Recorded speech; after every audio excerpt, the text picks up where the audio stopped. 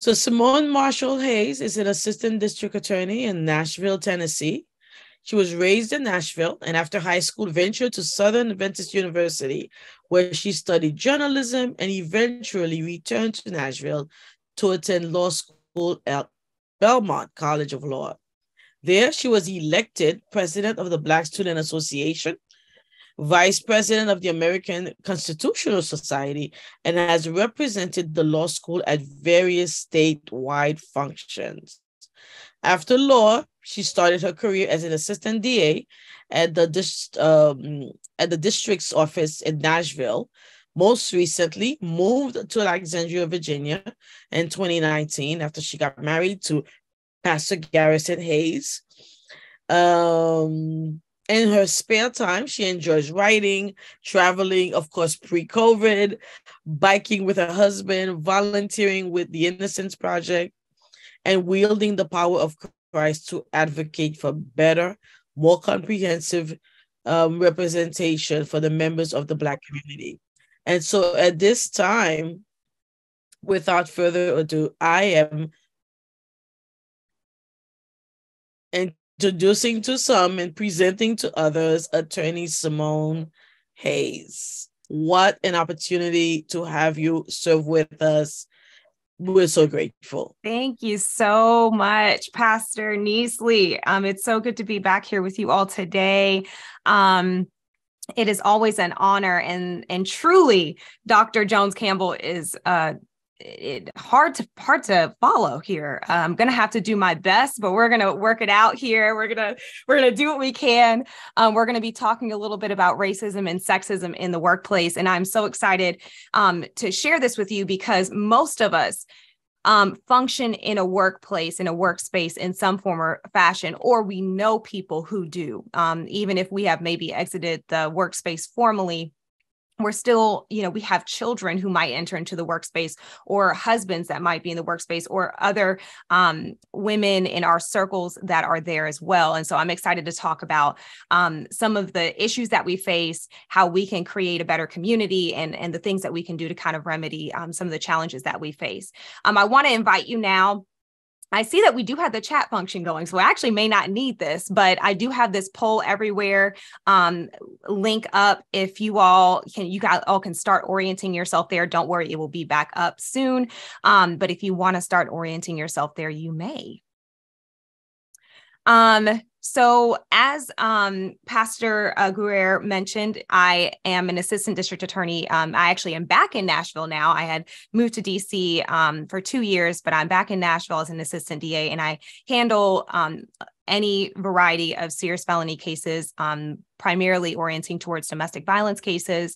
And I have also seen in my profession and in the law, I've seen a litany of issues with racism and sexism. And so I'm very excited to talk about these today. So here are some of our goals.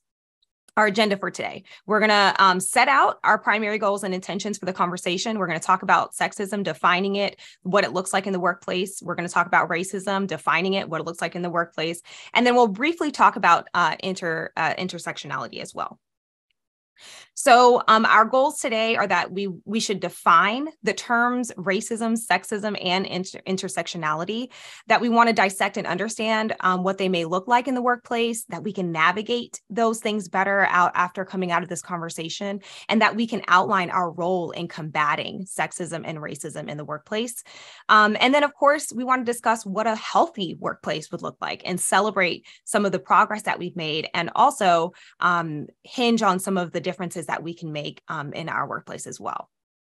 Our intentions are always to create an open and honest conversation, to create a safe space where you can speak freely. I do have a couple of house rules. I ask that you respect the opinions of others that they express, and I ask that you speak for yourself using I statements if you want to share opinions or feelings.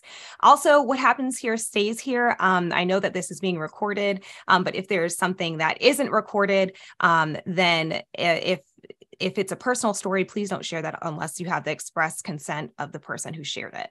And of course, I want us to walk away from here boldly pursuing healthy environments for ourselves and for others. So let's talk about sexism. Let's jump right into the definition. So sexism is prejudice or discrimination based on sex. It's especially a word that's especially been oriented, I would say, kind of connotatively or colloquially to discrimination against women. The second prong of that is behaviors, conditions, or attitudes that foster stereotypes of social roles based on sex. And that is Merriam-Webster's dictionary definition. So let's talk about interpersonal sexism. Interpersonal sexism, we've already defined the main word here, but interpersonal is different because this occurs between individuals. So it could be between partners, it could be between friends, family members, coworkers, strangers. So this could happen when you're walking in the store one day. This could happen when you're talking to your boss.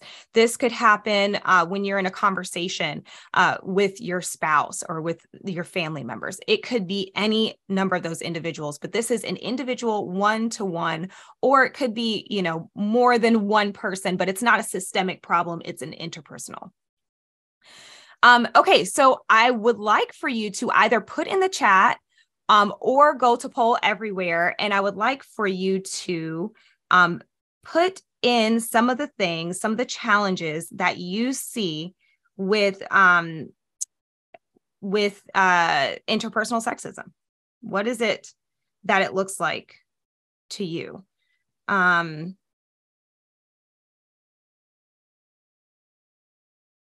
Just pop those in the word cloud that you will see. Just go ahead and submit your answers, and I'll kind of read some of those off. And we'll delve right into it. I'll give you a couple minutes to do that.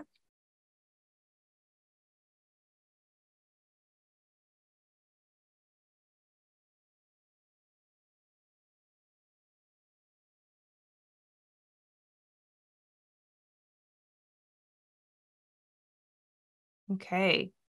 I see systemic sexism is when a person believes in equality. Yes, combating that. And we're getting to that soon. So I'm really excited to cover that as well. So I'll give you all a few minutes here. Thank you, Ms. Walters, for that contribution. Very excited to delve in on that.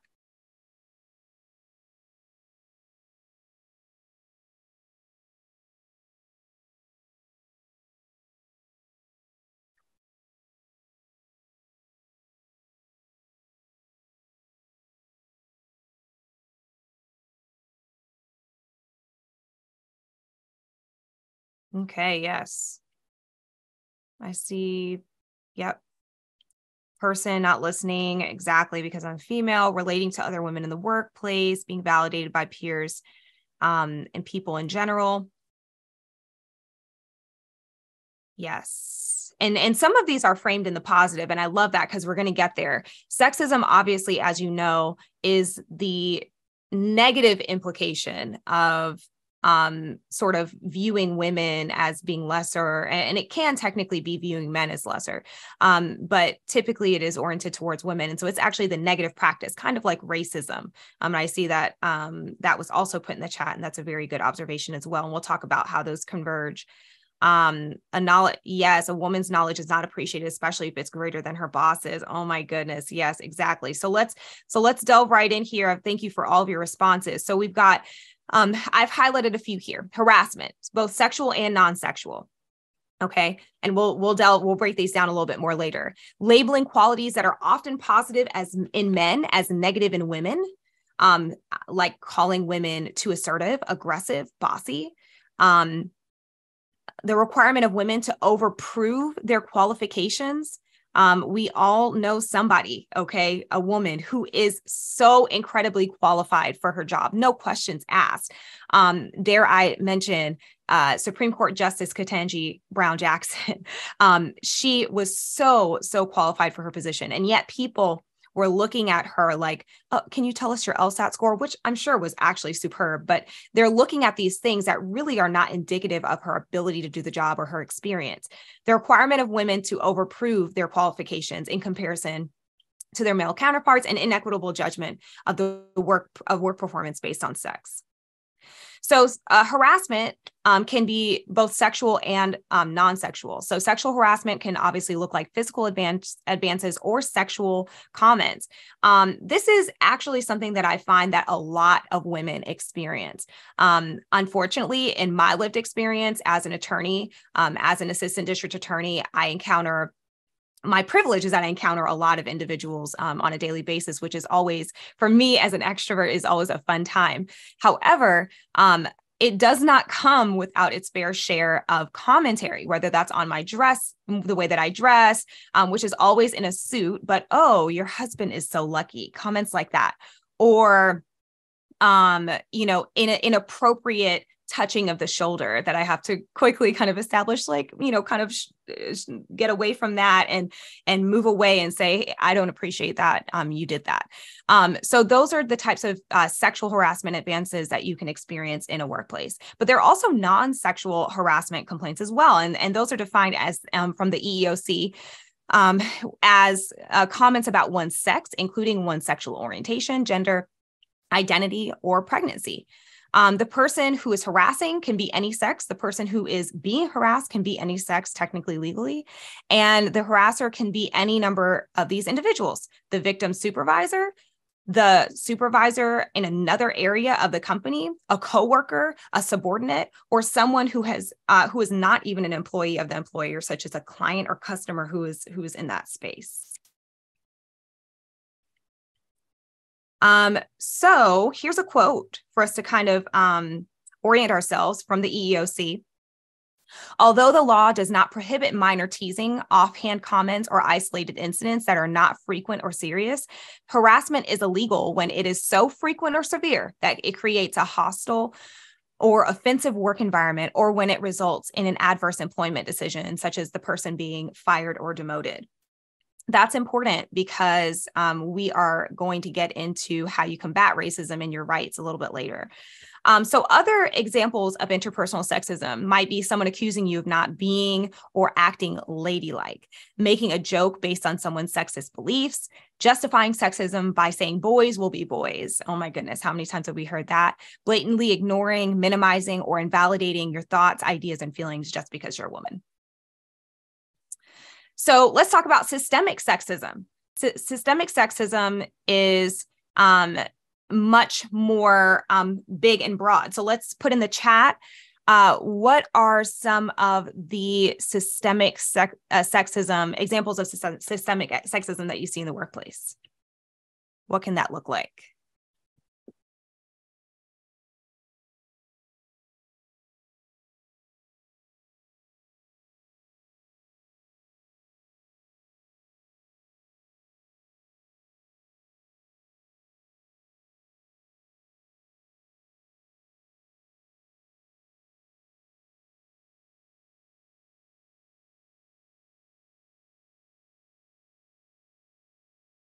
Yes. Okay.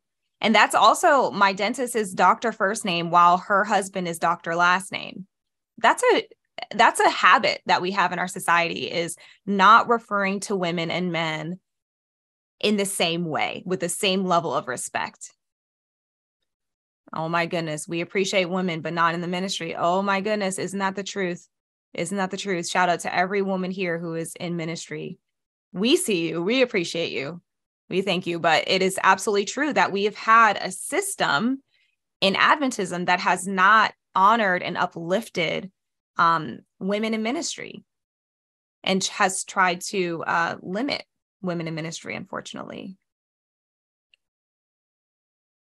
Men are promoted, women are secretaries.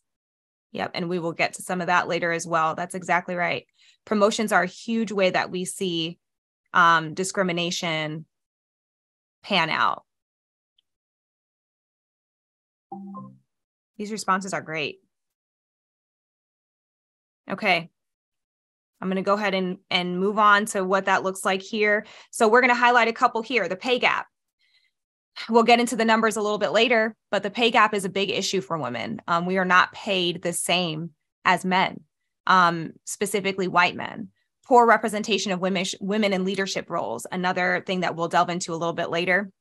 inequitable policies for men and women, including maternity and paternity leave. And we'll get into why that's significant later as well and how that pans out. Oh, yes, requiring ordination to hold office, but not denying ordination. That's exactly right, Ms. Walters. So systemic racism, lack of women in the C-suite. This is a very, very common. So C-suite includes CEOs, CFOs, COOs, and CIOs. So that's Chief Executive Officer, Finance, Operations, and Information Officers.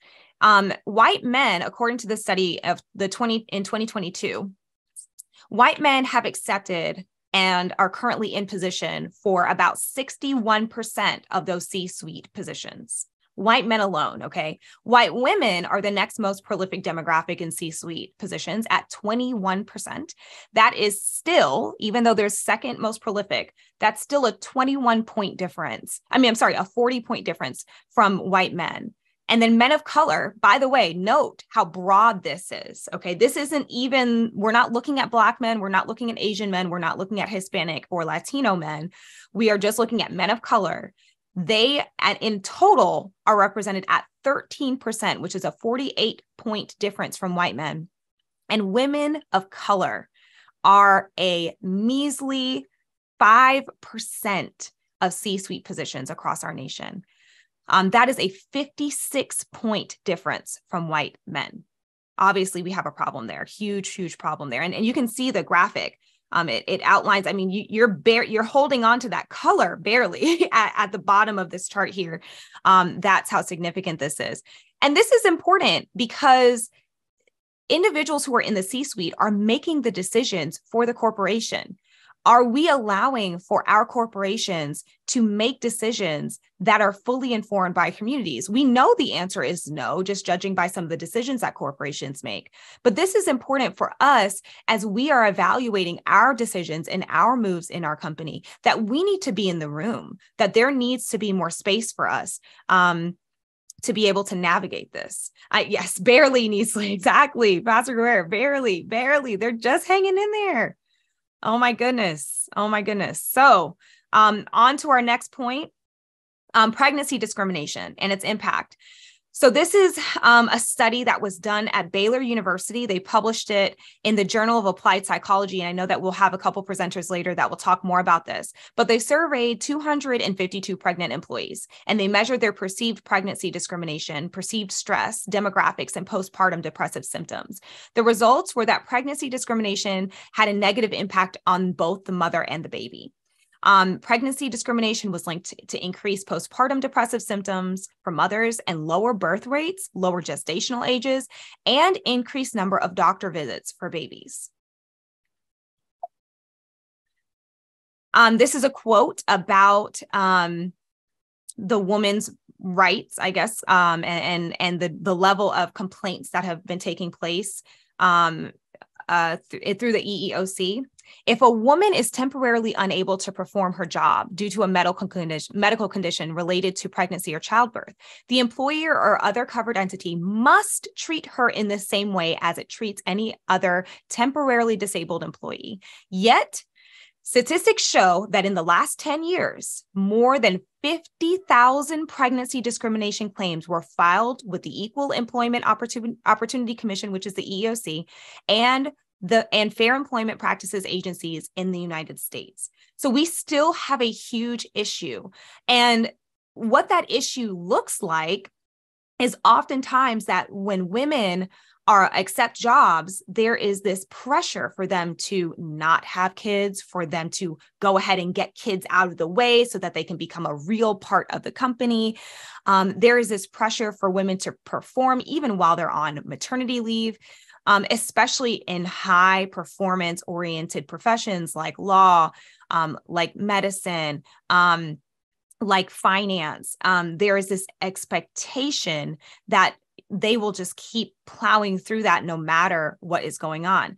But we don't have the same idea for people who break their leg or people who fall off of a ladder and have a neck injury. We don't have that expectation of them. We let them heal. We let them go through their season. We let them grow into the healed version of themselves that they need to be in order to come back to work. Yet here we are, and 50,000 reports of discrimination claims were filed within the last 10 years. That's a lot. And those are just the ones filed. We'll get to this a little later, but there's a hesitation to even file those reports and those claims. So it must have been bad. So systemic sexism. Our next point is maternity and paternity leave. Simply put, under Title VII, it is illegal for fathers and mothers to receive a different amount of paid maternity leave. However, we still find that women are shamed for taking their leave, and they're devalued in terms of team morale and also in terms of assignments that they receive, and that men are hesitant to take their full leave out of fear as being viewed as less productive. So there's still this stigma around it. So how do we remedy sexism in the workplace? You have to know your rights. You have to advocate for other women when you get the chance. You have to advocate for yourself, and you have to hold your workplace accountable for their actions and choices. And I know that you will cover this a lot more later today after lunch, but you also have to recruit allies and hold them closely. This is a quote from Myra Strober. She is a professor and researcher at Stanford University.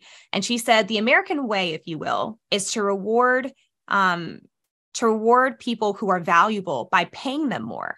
What's not fair is rewarding them because you think they're going to be more valuable before the game even starts. So, for example, saying a man, he's not going to have any kids, and so we're going to pay him more from the beginning because we think he's going to be a longer term investment in our company. She's saying that's not fair. She's saying managers should take people in at entry-level positions and try to groom them all to see who turns out to be the best fit. She also suggests that companies ought to examine salary disparities, offer paid parental leave and subsidize or offer childcare. They should encourage workplace flexibility, and that would help them to diversify and equalize the workspace.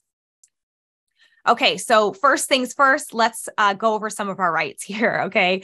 This is just a quick overview. There are complexities to this, but if you have a question about discrimination, feel free to reach out to your EEOC. They will be able to help you to navigate the issue that you're having on your job. And so I definitely recommend that you would do that. So the Equal Pay Act requires that men and women in the same workplace be given equal pay for work. All forms of pay are covered by this, okay? So that includes salary, overtime pay, bonuses, stock options, profit sharing and bonus plans, life insurance, cleaning or gasoline allowances, vacation and holiday pay, hotel accommodations, reimbursement for travel expenses, and benefits. If there's inequality, and I love this, if there's inequality between men and women, the employer may not choose the lesser of the two. So the woman who gets $59,000 and the man who gets $65,000, they may not put the man down to the woman's standard and say, okay, well, we're going to have you pay we're going to pay $59,000 to both of them. No, they have to raise the woman's pay to be equal to the man's pay. The time limit for filing an EPA charge with the EEOC is 2 years. And those are both for going to court with this matter and for the EEOC. Title VII, like we mentioned earlier, also makes it illegal to discriminate based on sex in pay and benefits. Therefore, you may actually have both claims if you have an issue on your job.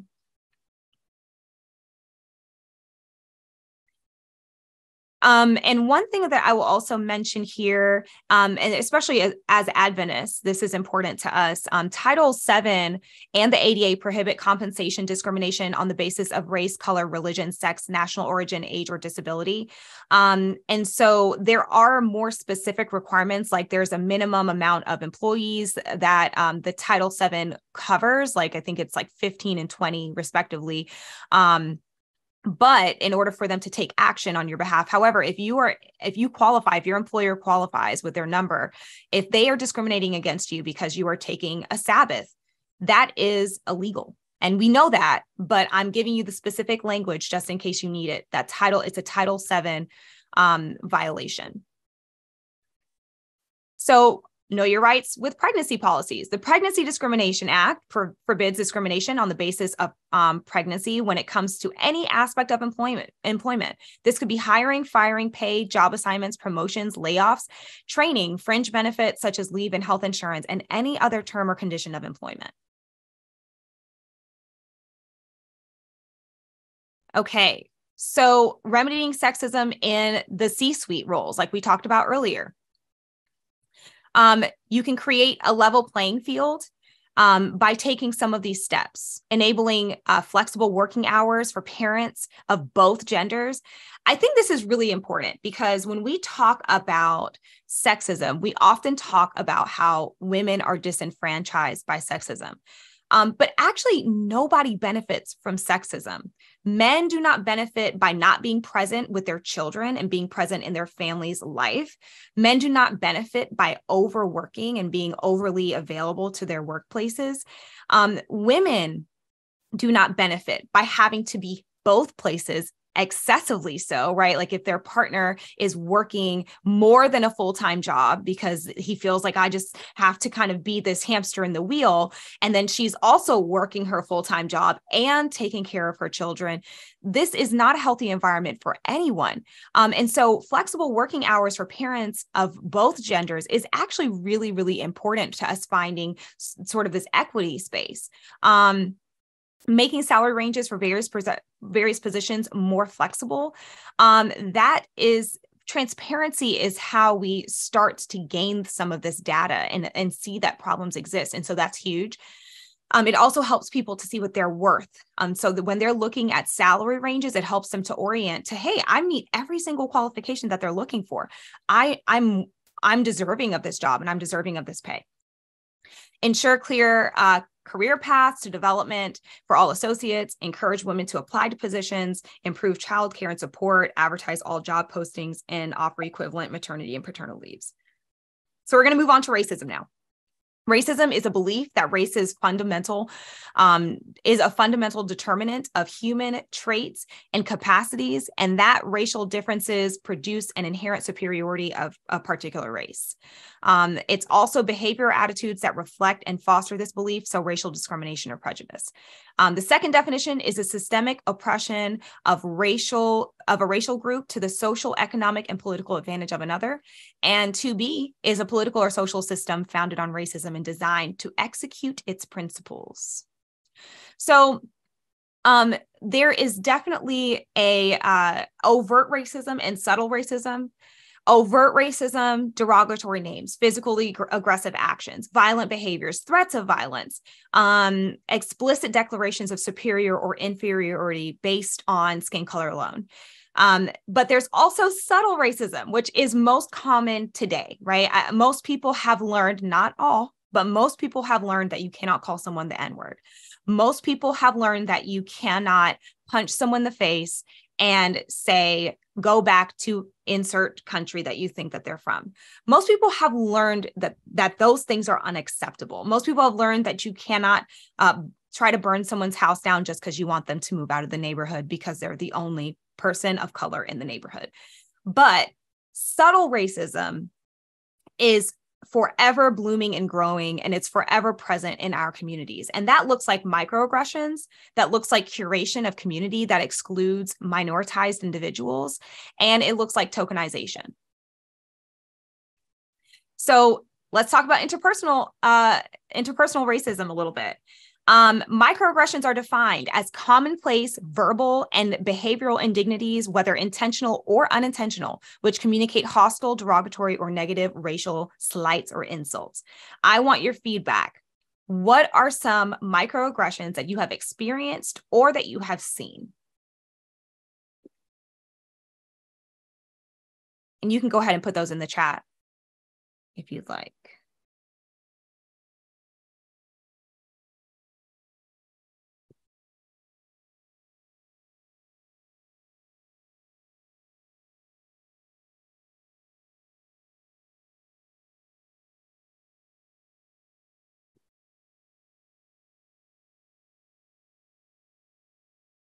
Oh my goodness. You do not represent the face of the company. Wow. You do not represent the face of the company. As if to say that the company that you work for, that you contribute to, somehow you, because of the way your appearance, because of your skin color, because of possibly your sex, they don't view you as being representative of the work that you do, even though you do it every day. They act differently from the rest of us. That's right. Telling someone that they act differently from the accepted group. You don't speak like a Black person. Oh my goodness. Absolutely. Absolutely. As if all Black people speak the same way. And also, it really centers this idea that all white people speak the same way as well, which we all know is not true. We all have our unique intonations and ways of speaking. I'm going to let a couple more come through. You have an accent. Where are you from? Oh, that's on our chart coming up. Spoiler alert. People love to alienate individuals based on an accent that they think that they're hearing. It's as if to say, you're not from here, right? Like you can't be from here. You're confused. Let's stick to the ABCs. Oh my goodness. That is so dismissive. That is so dismissive and disrespectful. Okay. So let's go to some examples really quick in their categories. Where are you really from? We just saw an example of this, sort of from Miss LaFontaine. So where are you really from? You're so articulate. A white person clutching their purse when they walk by a person of color, a store clerk following a person of color around the store, person of color mistakenly taken for a service worker when they're not. I'm not a racist. I have Black friends. Okay. So where are you really from? That's the alien in your own land sort of feeling, right? They kind of make you feel like you don't belong here, even though you clearly do. You're paying taxes here. You're working here. You've lived here for however many years, 30 years sometimes. So you are so articulate. Ascription of intelligence. Again, this goes back to what we just said, that is not a uniquely white thing to speak in a certain way. And it's not a uniquely Black thing to speak in a certain way either. Criminality is both of these next two options. Clutching your purse when somebody walks by. It implies that, oh, you might try to steal this from me. You might try to take this from me. A store clerk following a person of color around the store. Criminality again. That we are not a person of color being mistaken for a service worker when we're not a service worker, that we are not worthy of being customers and being served in the institutions that we go into. I'm not a racist. I have Black friends. Denial of individual racist culpability, that you can have Black friends and still not know everything. Yes, Dr. Hines, speaking slowly and loudly as if you cannot understand. Like I can understand you. I hear you. I may not agree with you, right? Like sometimes there's that tension, but it has nothing to do with my lack of understanding. A lot of times, that's kind of the way that we are spoken to. So these are great examples. Systemic racism. Some of the most common examples of systemic racism: the pay gap, the lack of diversity in senior positions, and less mobilization of people of color into positions of authority. So how do we remedy these things? Remedying interpersonal racism, I think it looks like continuing to have a conversation like the one we're having today. Speaking up if you see racist actions in your workplace and not just letting them slide, not just letting them go, right? There's sometimes people will say, especially microaggressions, because I say microaggressions / macroaggressions because they really do dictate the culture of a workplace. But sometimes we'll let things slide that we really shouldn't.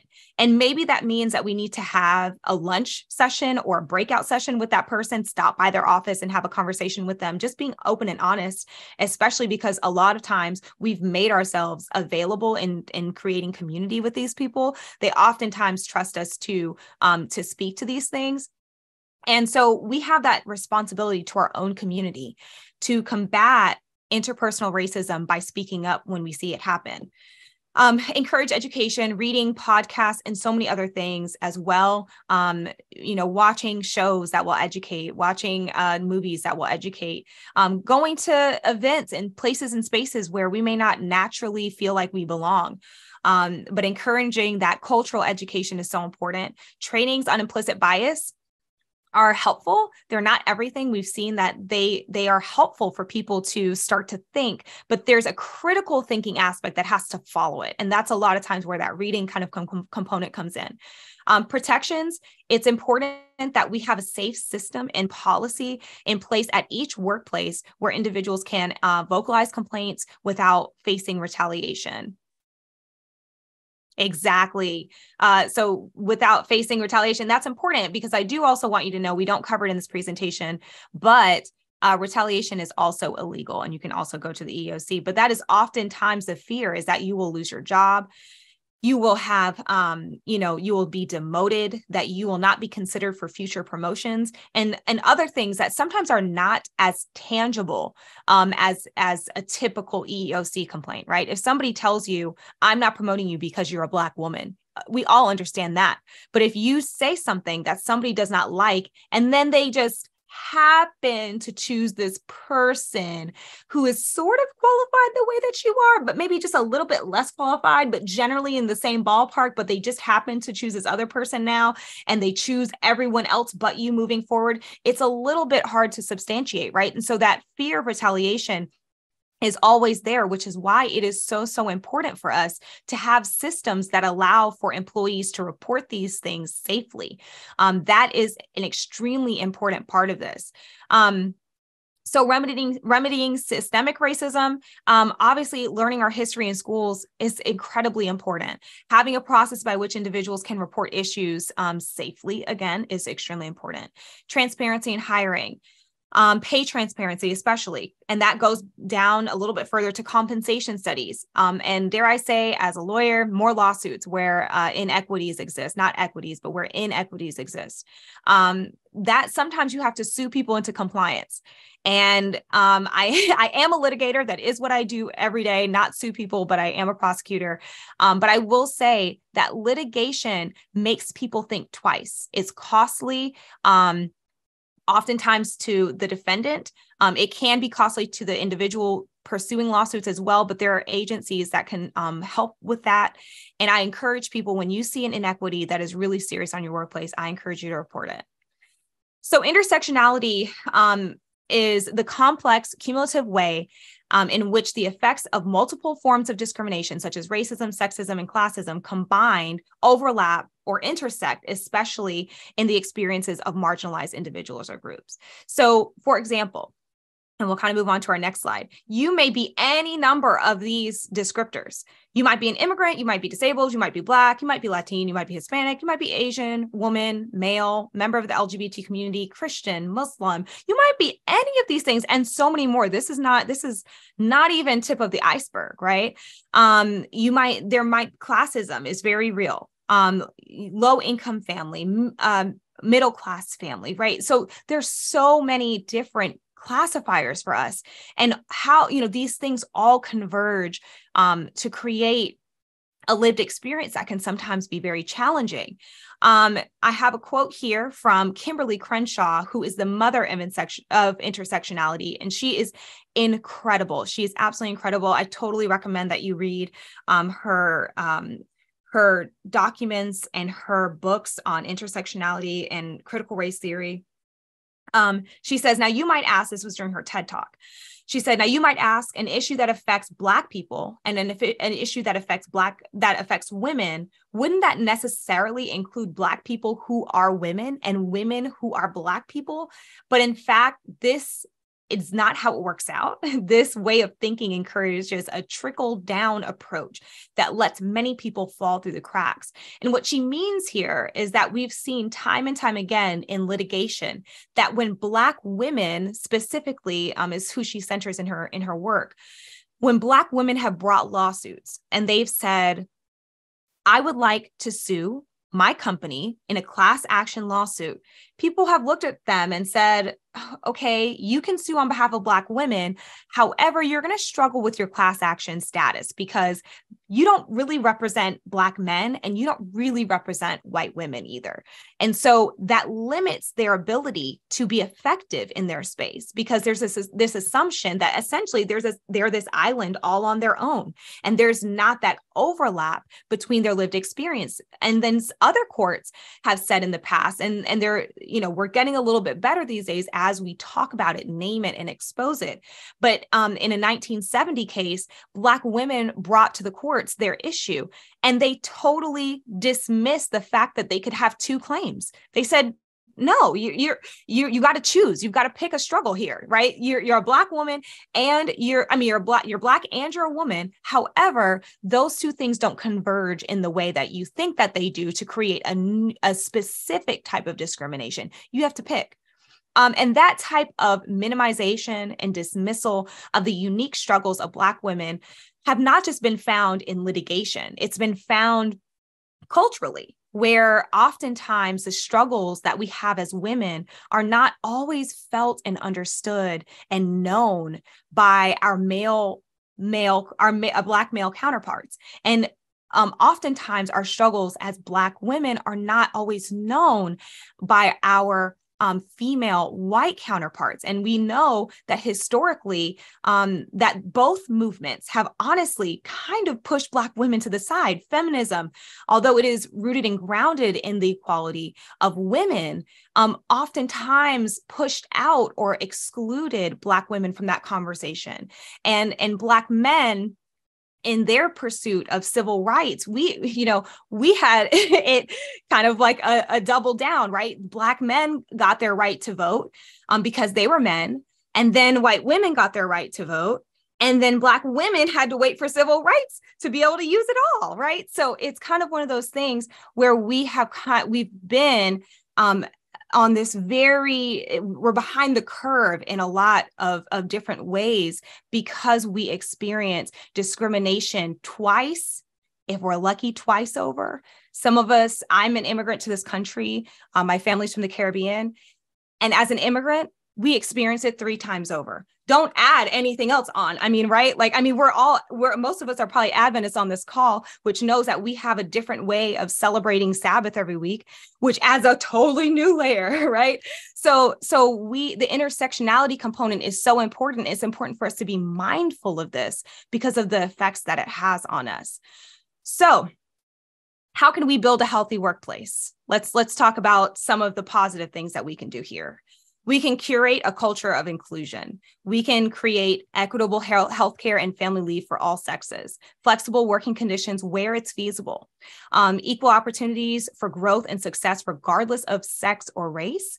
We can give affirmation to others for their lived experiences, recognizing that we've not experienced it all, and that's okay. That's all right. But I am not a female pastor, and so I'm going to defer to Pastor Guerrero in terms of her experience. And I'm going to honor her as a person who has experienced that. She may not have been an assistant district attorney, and so she will honor me in my experience in that way. And it's important that we have this space and this willingness to affirm instead of defend, and to affirm instead of invalidate, and affirm instead of dismiss. That creates a culture that can have difficult conversations. And we are all in some space that needs that, whether it's our family, whether it is our workplace, whether it is our church. We all need to curate cultures that are inclusive. We also need to make a commitment to encourage open and honest conversations. We need to create safe spaces, and we also need to eliminate the Black tax. Now, we didn't talk about this in depth, but I'm just going to mention this here. The Black tax is that oftentimes in spaces where they're not all, and this goes back to tokenization as well, where there are not a lot of Black people or brown people or women, we get put in the steering position, right? Behind the steering wheel to make everything happen. And so here we are juggling our 9 to 5, oftentimes 8 to 6, right? We're juggling that. And we're also now juggling every diversity effort in our purview. So I'm advocating on behalf of immigrants. I'm advocating on behalf of women. I'm advocating on behalf of Black people. And so what time that's a tax on me, right? Because now I'm not just doing my job. I'm doing the work that a professional diversity, equity, and inclusion and community officer should be doing. That's on me now. And I'm not getting paid for that. It's just good vibes. It's just, hey, we hope that we're able to make life better for you, Simone. And so that's why we're doing this, right? And so there's a certain tax that gets put on us emotionally, mentally, physically. Our time is monopolized and we're not being compensated for it. And so we have to encourage our corporations, our workspaces, our communities to do better with curating this experience in a way that allows for people to have balance and allows them to be at the table, but does not require them to be at the table in order for this work to be done. So let's talk about if you're in management, just a few tips for anybody in here. And I'm sure that there are some here who are in management. What can you do to combat racism and sexism? Be a safe, non-judgmental person for employees to go to. Encourage DEI work, which I have under there, the full-time employee. That's important. Implicit bias training is important.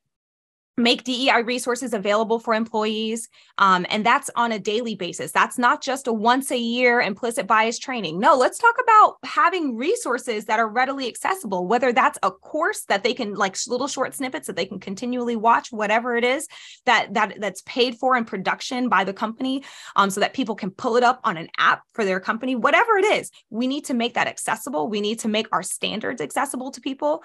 We need to encourage flexibility where we can. We need to curate growth opportunities for all genders and races to have access to the same resources. I'm almost done here, but I am going to stay here just a little while longer just to talk about this point. This is important because a lot of times our spaces, especially professional spaces, I noticed this when I was in law school, that I thought I had a great relationship with my professors. I thought they were amazing, and they were. However, and I did have a great relationship with them. However, I quickly realized that I was not necessarily being invited to their houses, right? For their fellowship, for their birthday, for things like that. And I was not being included because I may not have looked like or acted like or had shared family friends of, right? Or whatever it is, had the legacy of some of my classmates. And I quickly became aware that even though I felt like I had wonderful, blossoming, blooming community, and I was doing the most I could with every relationship that I had there, that I still was put at a disadvantage because I did not automatically belong to those communities that were given increased access to opportunity. Increased access to how to write academic articles, increased access to how to shadow another attorney, increased access to internship opportunities, increased access to hobnob with future employers. We have to do a good job of curating those opportunities for everyone in the workplace.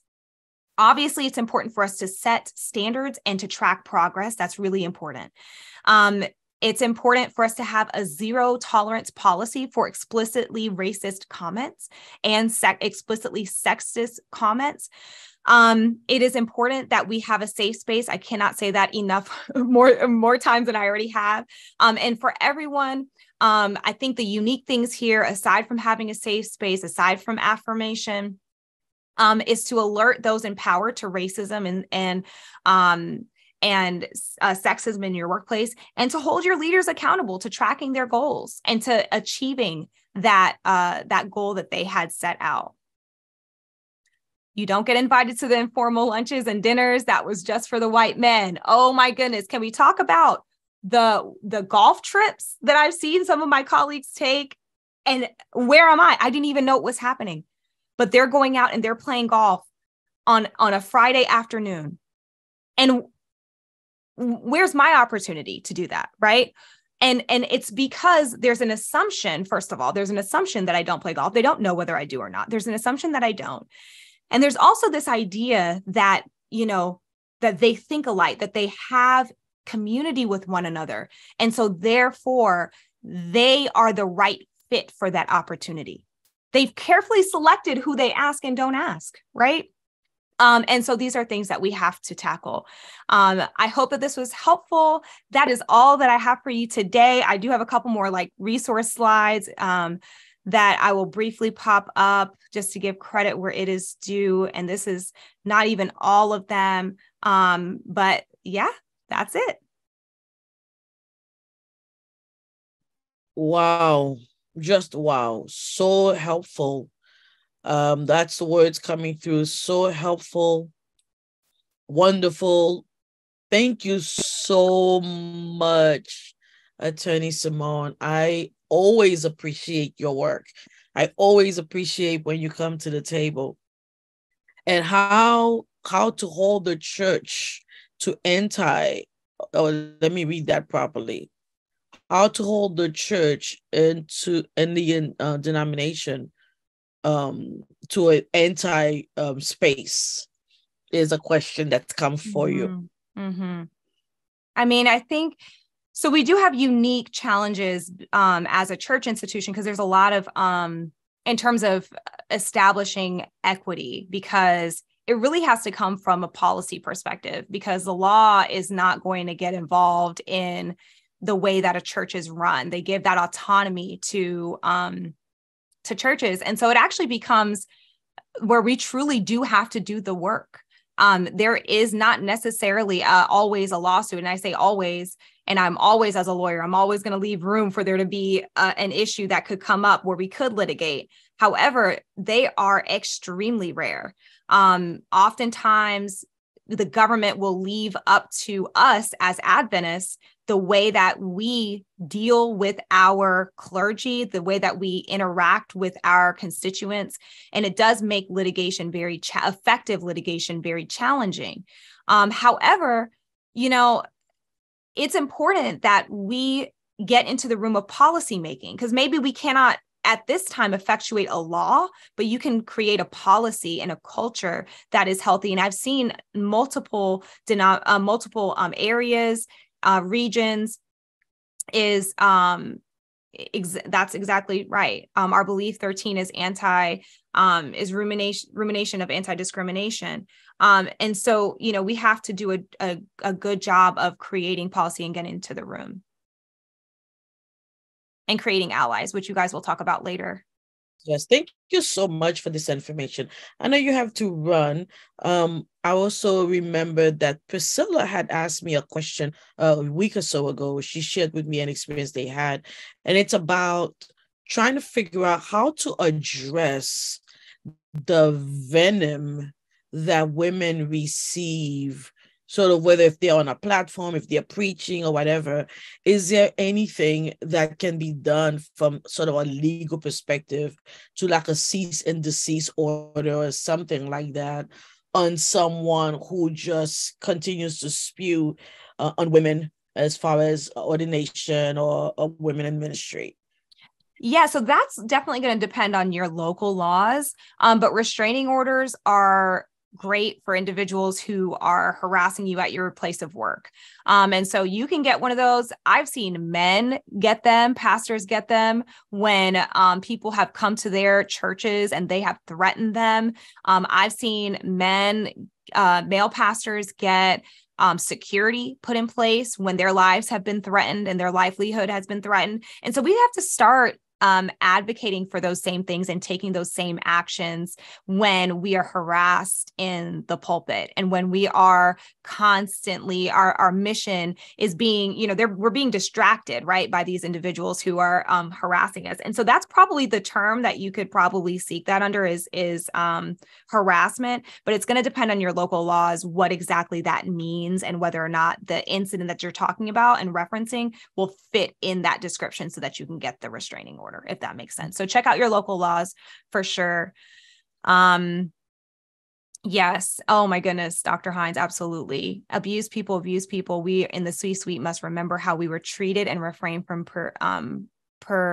refrain from perceived rewards of executing racism. Absolutely. Absolutely. We have to view our position as being one that we can help others with and one that we can elevate others with. We have to remember what it was like to be before were in the C-suite, before we were in positions of authority. How did we get here? What was our journey like, and how can we make it easier and more meaningful and more healthier for someone else?